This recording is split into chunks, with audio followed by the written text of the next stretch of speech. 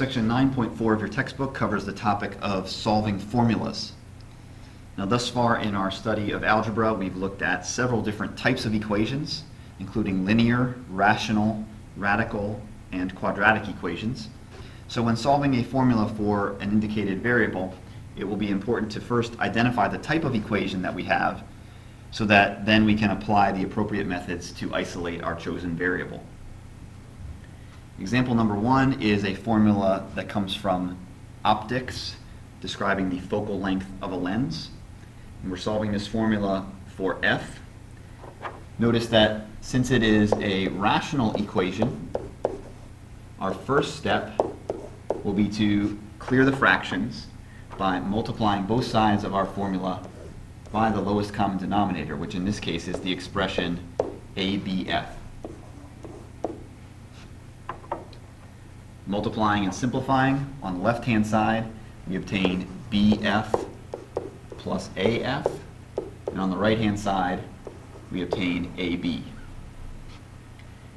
Now, in order to isolate F, we will first need to factor the left-hand side of the equation.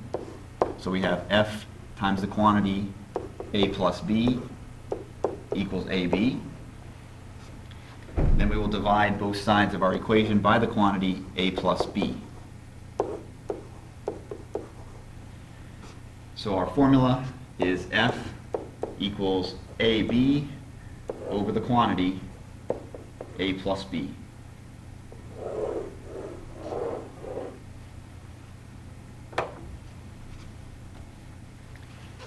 In example 2, we have a formula from chemistry describing how to calculate the temperature of a fluid that has been heated at a steady rate for a particular time.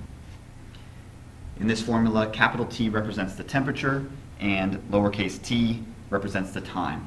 And we're solving for time. Since that variable that we're solving for appears underneath a radical sign, we need to apply the rules for radical equations to this formula. So let's first isolate the radical term. Subtract a from both sides. Then divide both sides by b.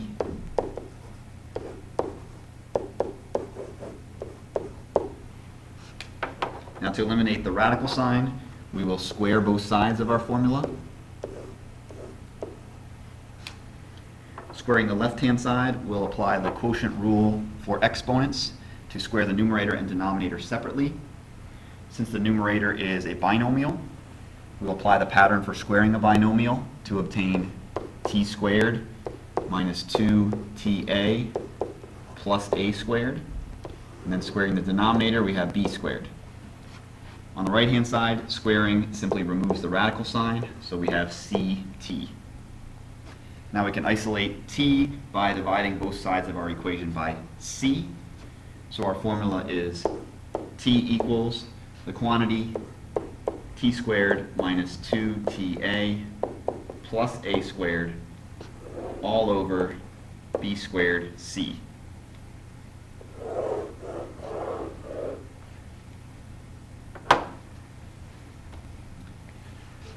Finally, in example 3, we have an equation from physics describing how to calculate the distance of an object from a fixed point.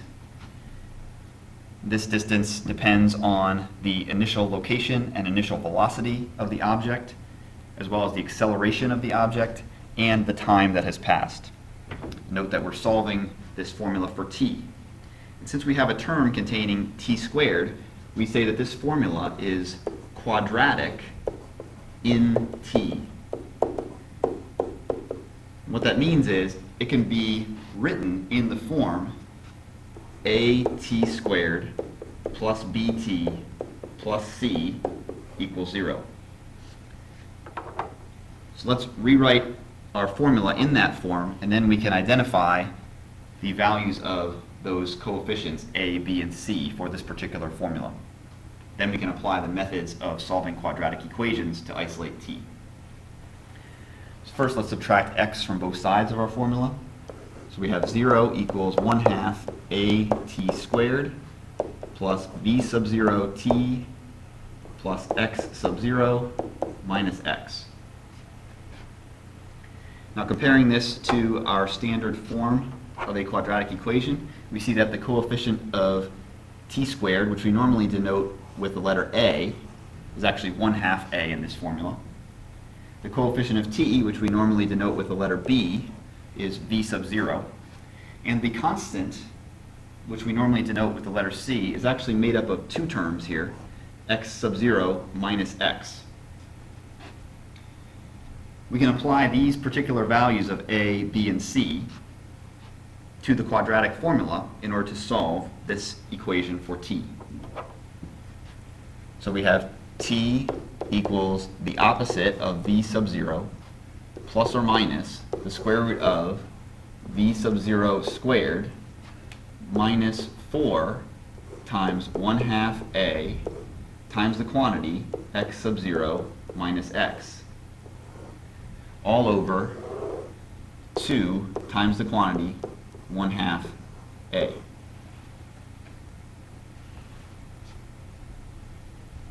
Simplifying a bit, notice that the denominator simplifies to a, and in the numerator we can multiply 4 times 1/2 a to obtain 2a, and then we can distribute 2a through the binomial. This leads us to our final formula, t equals the opposite of v sub 0 plus or minus the square root of v sub 0 squared minus 2a x sub 0 plus 2ax all over a.